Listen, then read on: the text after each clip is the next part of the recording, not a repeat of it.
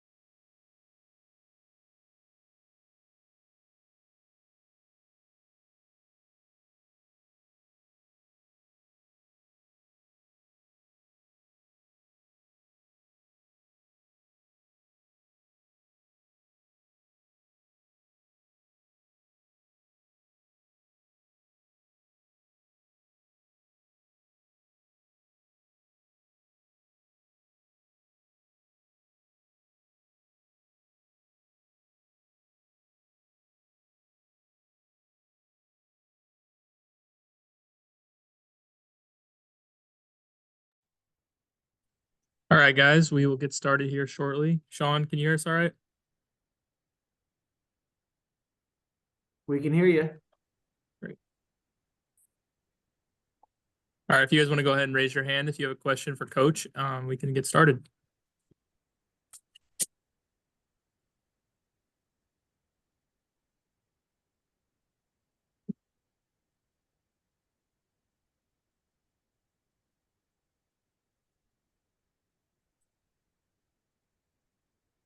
Go ahead, Scott.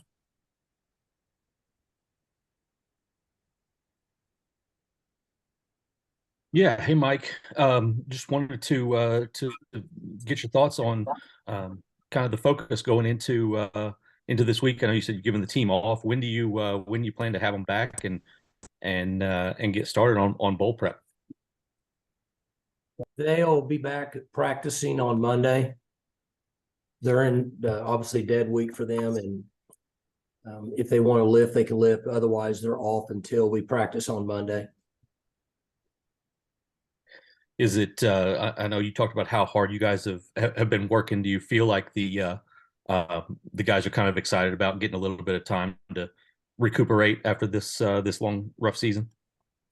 I'm sure they are. When I mentioned it to them, this team has been so focused. It's not like they cheered, but they need time off. They need a week. As I'd said, we've worked them really, really hard, and they've had some emotional games, and obviously we had the extra game, so they need the time off. What was it that went into your decision to feel like you needed to work as hard as you guys did? Well, with the first 3 games, we played just very average football, and we needed to.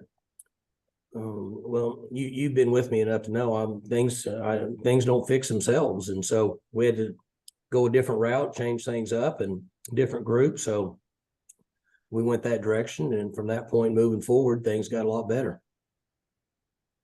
Thanks, Mike. Mm-hmm. All right, we'll go to Chip and then Jenny.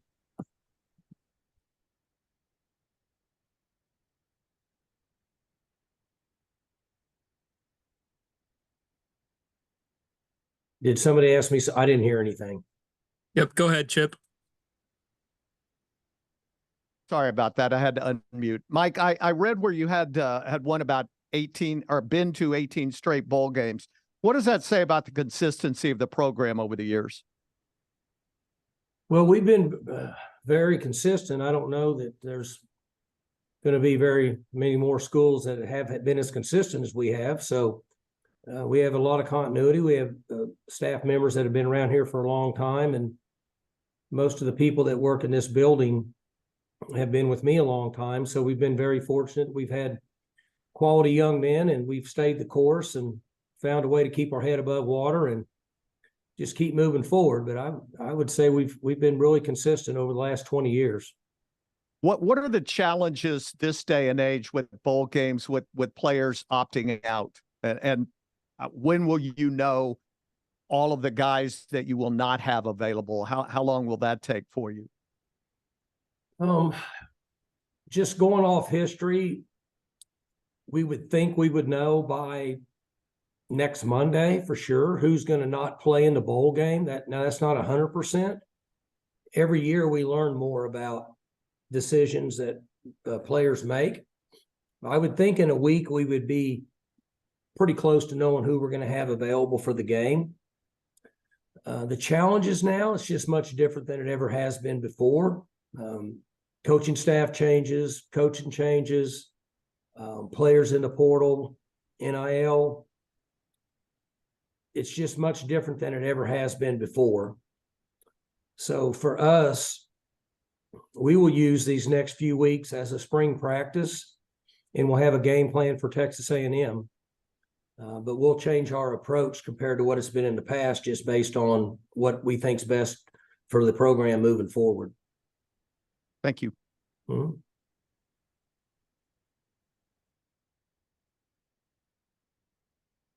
Jenny, go ahead. Okay, I think I'm next. Sorry about that. Hey, Mike, you just said change your approach. What are you referring to? How you're going to use guys, or who might be available to you depending on portal things? Is that what you're referring to there?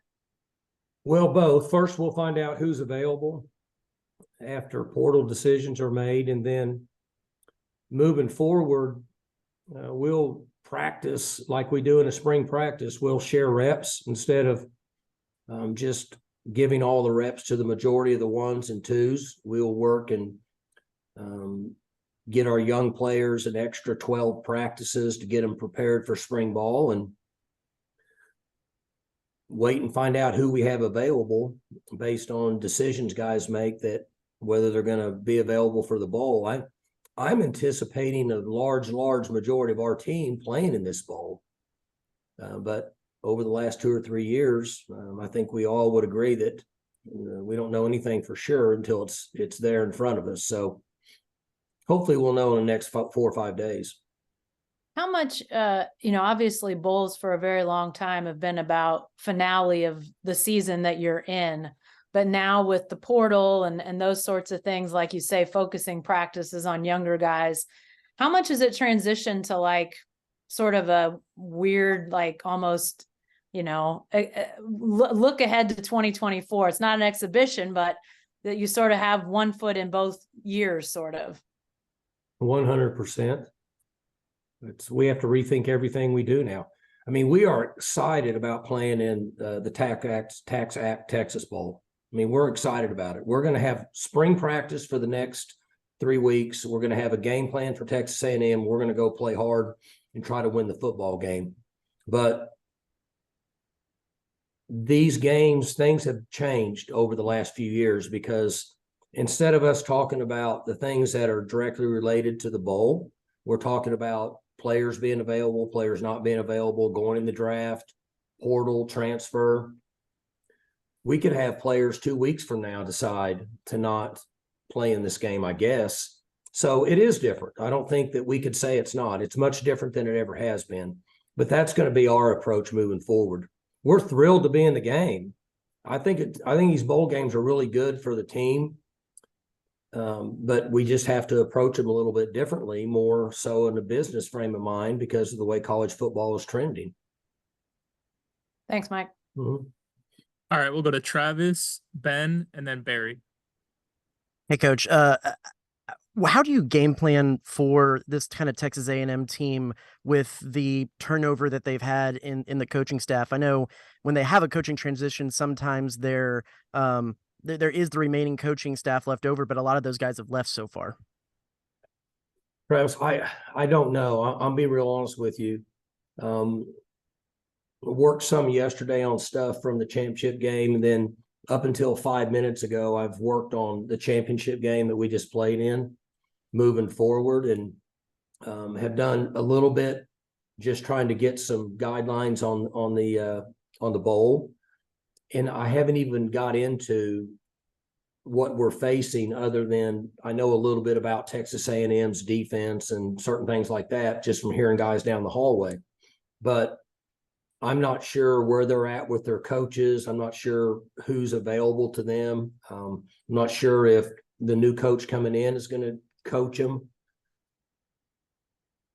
I think we have to wait and see where we're at about a week from now, and then try to decipher through what we think could potentially be game plans in all 3 phases with what we have left.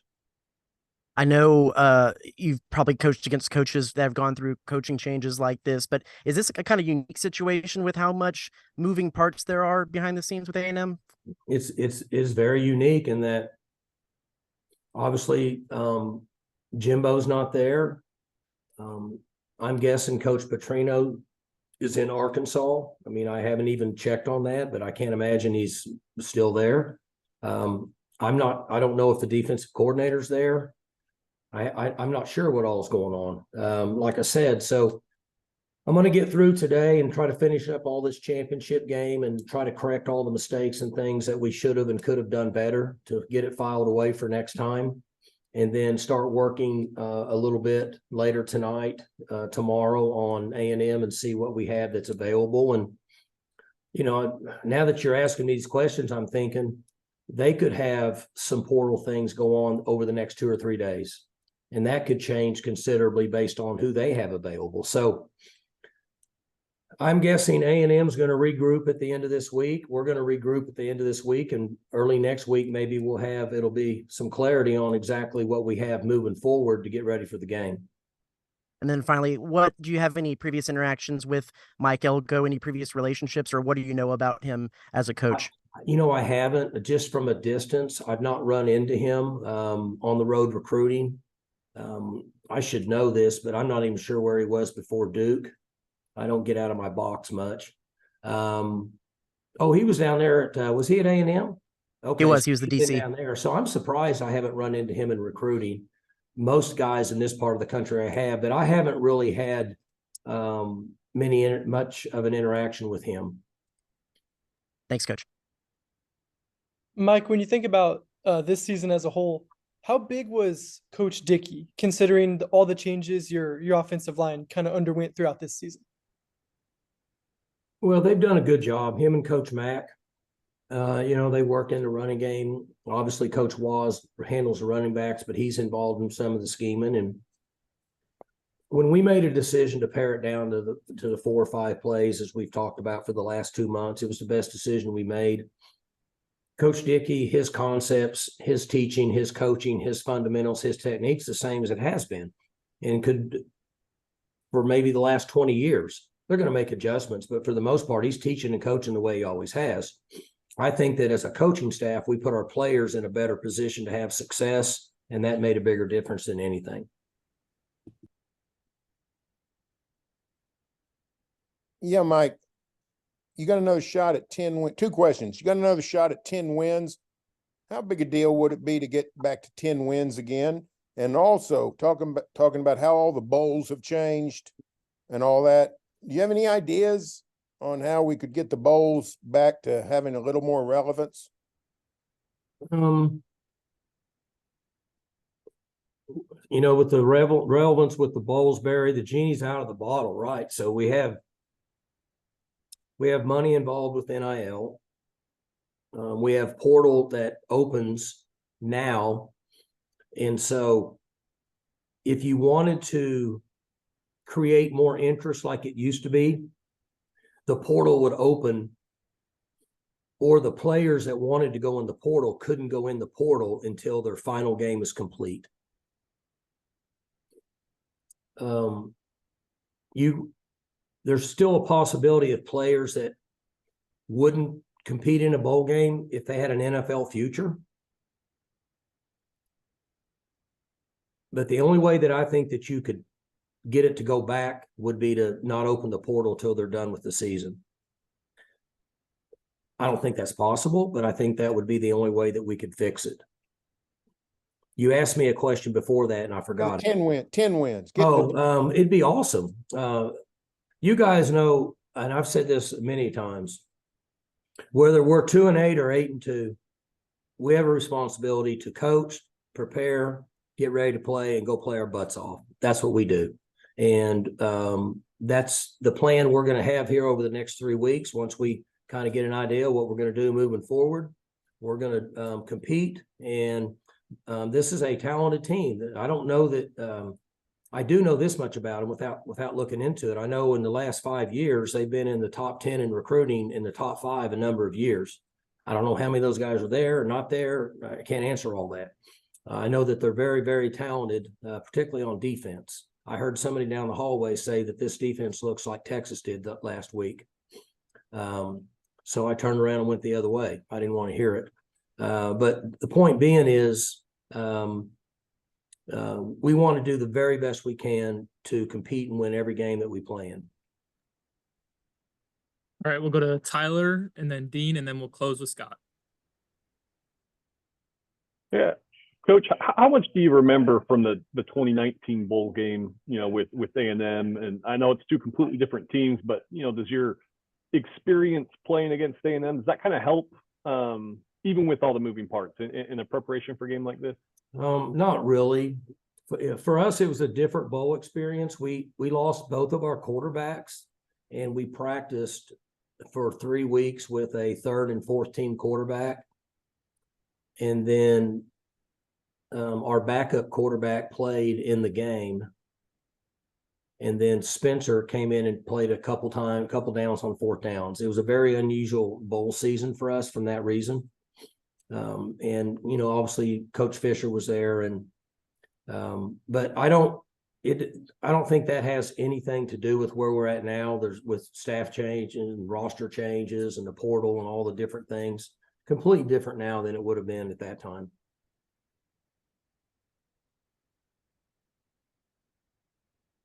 Hey, Mike, a couple quick ones for you. You talk about using this as a spring practice the next couple weeks. What specifically are you trying to learn about your team? Oh, well, we're not really trying to learn anything. We're just trying to get good quality reps in our base offense, base defense, and special teams. We need to improve in those areas. And now's the time that we can get really good quality reps. The younger players in our program can get a number of reps over a period of time and start to develop them for the off season. The guys that have played 13 games, they'll get some reps and get some game planning, but we don't need to wear them out and do as much with them as what we would have done. I think it's more important now to develop young guys and get those guys ready to go for spring ball. And then, Mike, this will be your third straight bowl game against a team going through a coaching change. Is there anything you can pull from the past two that help you in this, or are all the situations a little too different and unique? They're all different. It's crazy. I'd forgotten about Notre Dame having a coaching change until you just brought it up. Very unusual. I mean, it's just different time now. We're in a different time, different day and age. And, you know, I don't have any, I mean, I'm sure you guys are as shocked as I am. I'm in here working and somebody will come in and say that, you know, so-and-so and so-and-so just went in the portal. And it kind of blows me away for about 2 minutes. And then I realize, I don't know why that surprises me. And then we go on down the road and playing in bowl games and, you know, the staff being broken up is just, I don't know, it's kind of weird, but like I said, we're in a different time right now in college football. All we can do is the best we can and move forward and try to keep as much of the pageantry and amateurism as possible. Thanks, Mike. Mm-hmm.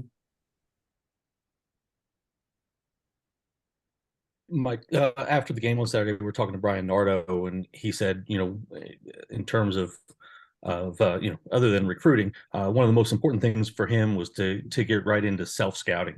How valuable can that be, and how important is it for him, especially coming off his first year with you guys, to get into those things and really have some time to focus on just how this defense operates and what y'all can do better there?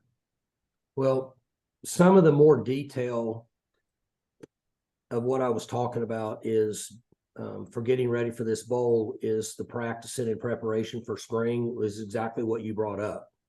That we have a new structure in defense where we have found that coaches are able to identify flaws in our schemes and attack us. And we have to come up with answers for that as we move forward. And then Brian has to do the same thing for himself and our concepts and schemes. And as we self-scout, which I have that for these guys, well, you know, the coaches will be out recruiting, but all the analysts and young coaches and everybody else we have in the building will work over the next 4 days doing exactly what you brought up. And we have to we have a few weeks to try to correct and fix some of the flaws in all three phases. But it's a bigger off season for Brian than any of them because this is all new to him. And the concepts that we were using is new to Oklahoma State. So we've got a lot of work ahead of ourselves over the next month. All right, my last one's a two-parter. First part, I know Jaden Nixon was not on the trip over the weekend. Do you anticipate having him for the bowl game? I think so. He had personal reason for not being here. His health is fine. And we'd love to have him back. And hopefully he'll head back over here. I'm anticipating seeing him in the next 3 to 4 days.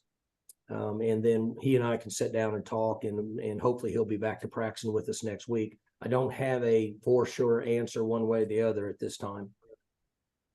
And then with that, Ceci got a lot of important, I assume probably practice time too, and then obviously some game reps. You guys talked about him briefly in post game, but what has he shown you over the course of the year, and how valuable was Saturday for him? Well, we lost him for about 4 to 6 weeks in the middle of the year. He had a tweak, some kind of tweaked something lower body, and he didn't get to do much. And then he came back, at least 2 weeks ago, and then got a lot of reps, obviously last week, and he did really well. Here's what I liked about him: he wasn't scared. He ran the ball, he made cuts, he ran physical, he caught the ball with the guy right in his face, made a cut, ran the ball, he protected. He had a good look in his eyes and on his face. He didn't have any fear. That's a good thing. True freshman running out there playing in the Big 12 championship game, and in Jerry's world, and playing Texas, and all the things that you can have to get real big-eyed and not play well, and it didn't seem to bother him at all. So I was very pleased with his performance. Thanks, Mike. All right, I think we're all set. Really appreciate the time, Coach. Well, we're looking forward to being in Houston and playing in the Tax Act Texas Bowl, and congrats to A&M. I know they're a very talented team, and our players are looking forward to the challenge. We're looking forward to being in Houston for a week. Thank you guys for the invite. Yep, have a good rest of your day. Okay, thank you.